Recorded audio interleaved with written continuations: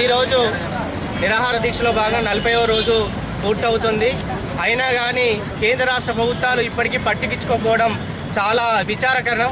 ఎందుకంటే 40 రోజులుగా మన తెలంగాణ ఆడబిడ్డలు అన్నదమ్ములు ఇక్కడ ఉన్న కానీ కేంద్ర రాష్ట్ర ప్రభుత్వాలు పట్టించుకోకపోవడం చాలా సిగ్గుచేటు.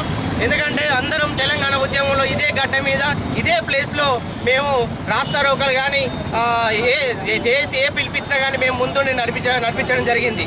కానీ 4 సంవత్సరాలుగా వెయిట్ చేయడం, తెలంగాణ వచ్చిన తర్వాత మా బతుకులు బాగుపడతాయి అనుకుంటే మా ఉన్న ఉద్యోగాలు పోవడం చాలా బాధాకర విషయం. ఎందుకంటే 40 రోజులుగా నేను నిరాహార దీక్ష చేస్తున్నా పట్టించుకోకపోవడం చాలా సిగ్గుచేటు. ఇప్పటికైనా మేము తెలంగాణ తల్లికి చెప్పడానికి వచ్చిన తెలంగాణ కోసం ఇంత పోరాటం చేసినాం. మన గౌరవ ముఖ్యమంత్రి పట్టించుకోకపోతే ఆ తెలంగాణ తల్లికి మేము వినతి పత్రం ఇవ్వడానికి మేము సంసిద్ధమై ఇవ్వడం జరిగింది. అయ్యా కేసీఆర్ సారు మన తెలంగాణ తల్లికి ఇవ్వడం జరిగింది.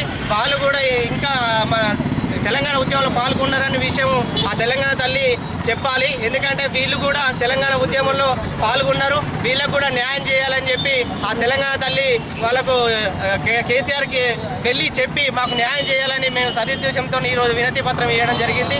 ఇప్పటికైనా మా న్యాయపరమైన డిమాండ్స్ సమాన పనికి సమాన వేతనం, మండల గ్రామ కోఆర్డినేటర్ ఉద్యోగ భద్రత కల్పిస్తూ గ్రామంలో ఉన్న వయోజన విద్యా కేంద్రాలను మినీ గ్రంథాలయంగా మార్చాలని మేము ప్రధాన డిమాండ్ చేస్తున్నాము. అదేవిధంగా విధి నిర్వహణలో చాలామంది మండల గ్రామ కోఆర్డినేటర్ చనిపోతున్నారు.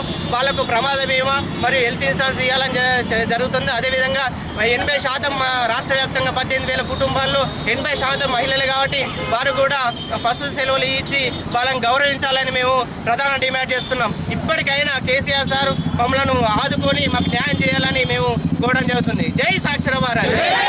సమాన పనికి సమాన వేతనం చెల్లించాలని, ఉద్యోగ భద్రత కల్పించాలని, మమ్మల్ని పర్మనెంట్ చేయాలని చెప్పి చేస్తున్నప్పటికీ కూడా జిల్లా యంత్రాంగం కానీ మరి స్థానికంగా ఉన్నటువంటి పార్లమెంట్ సభ్యులు కానీ మంత్రి కానీ స్పందించకపోవడం బాధాకరంగా నేను భావిస్తూ ఉన్నాను.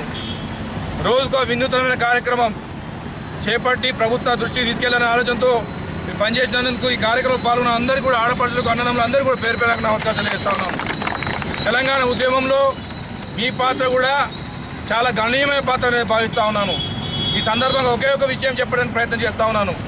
కేసీఆర్ గౌరవ ముఖ్యమంత్రి కేసీఆర్ గారు ఏదైతే రాష్ట్ర ఎన్నికల సమయంలో ఇదే విధంగా అప్పుడున్నటువంటి కాంట్రాక్ట్ లెక్చరర్స్ కానీ కాంట్రాక్ట్ సంబంధించినటువంటి లెటర్ ఉన్నటువంటి వారు కానీ వారు వినతి పత్రం ఇచ్చిన సందర్భంలో వారు అన్నటువంటి మాటలు ఇక్కడ ప్రస్తావించే ప్రయత్నం చేస్తాను. వారు అరే ఇదేందా కాంట్రాక్ట్ లెక్చర్ ఏముండదు, రానున్నటువంటి రోజుల్లో టీఆర్ఎస్ ప్రభుత్వం వస్తుంది, తప్పకుండా కాంట్రాక్ట్ అనే పదం ఉండదు, అందరూ కూడా పర్మనెంట్ అవుతారని చెప్పి హామీ ఇచ్చినటువంటి వారు మరి కేసీఆర్ అని చెప్పక తప్పదు. అట్లుంటే కాంట్రాక్ట్ ముఖ్యమంత్రి ఉండాలి, కాంట్రాక్ట్ మంత్రి ఉండాలి, కాంట్రాక్ట్ ఎమ్మెల్యే ఉండాలని చెప్పినటువంటి మాటలు మర్చిపోయామని చెప్పి ఈ సందర్భంగా కేసీఆర్ ప్రశ్నిస్తా ఉన్నాను. ఏమైనా రానున్న రోజుల్లో మీ పోరాటంలో మేము కూడా కాంగ్రెస్ పార్టీ భాగస్వామ్యమై రానున్నటువంటి రోజుల్లో తప్పకుండా మీ యొక్క పోరాటానికి మద్దతు తెలుపుతుందని ఈ సందర్భంగా కోరుకుంటూ ఈ అవకాశం మీ అందరికీ కూడా పేరు నమస్కారం తెలుపుతున్నాను. జై హింద్.